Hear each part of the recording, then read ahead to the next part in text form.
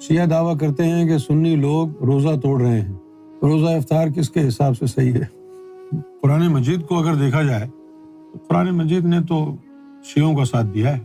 وہاں پر لفظ جو ہے غروب نہیں ہے، لیل ہے. ثم آتموا صیام الی اللیل، غروب کی بات نہیں ہے. الی اللیل، جب تک رات طاری نہ ہو جائے افطار نہ کرو. خیط الابید من خیط الاسود، اور سفید لکیر اور کالی لکیر من الفجر، کہ جب تک کالی لکیر سفید لکیر میں تبدیل نہ ہو جائے. یہ سحری کی بات ہو رہی ہے. اور کب تک کرنا ہے؟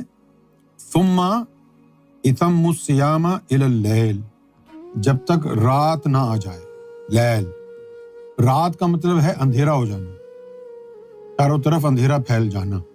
لیکن اگر سورج غروب ہوا ہے اور ابھی تک وہ جو رات کی سیاہی ہے وہ نمودار نہیں ہوئی ہے اور آپ نے روزہ افطار کر لیا ہے تو وہ روزہ باطل ہو گیا قرآن کی روح سے.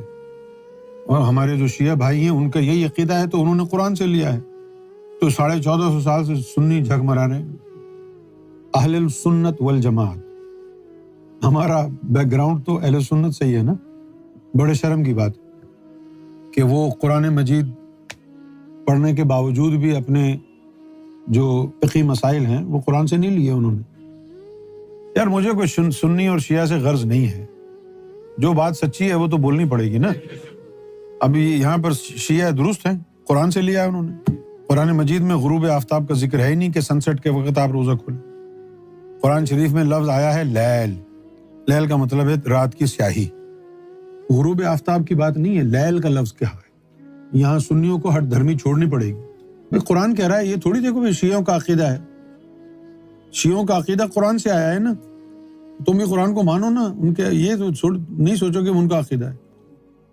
قرآن میں آیا ہے تو پھر مان لو چپ کر کے، ضد کرنے کی کیا ضرورت ہے. بھائی شیعہ صحیح کہہ رہے ہیں کیونکہ اہل بیت کے ائمہ کرام سے آئی ہے نا ان کی فقہ. کتنی عجیب بات ہے، اہل سنت والجماعت شریعت کے معاملے میں بھی جو ائمہ اہل بیت گزرے ہیں ان کی تقلید نہیں کرتے. کتنی افسوس کی بات. کیا آل رسول سے زیادہ شریعت کو کوئی جانتا تھا؟ امام جعفر صادق سے زیادہ کوئی شریعت کو، امام زین العابدین سے زیادہ کوئی شریعت کو جانتا تھا؟ اب آپ دیکھ سکتے ہیں کتنا بغض و عناد بھرا ہوگا اہل بیت کے لیے مسلمانوں کے دلوں میں کہ ایک سنی، سب سے بڑا مذہب سنیت کا ہے، شیعوں سے بھی بڑا تعداد سنی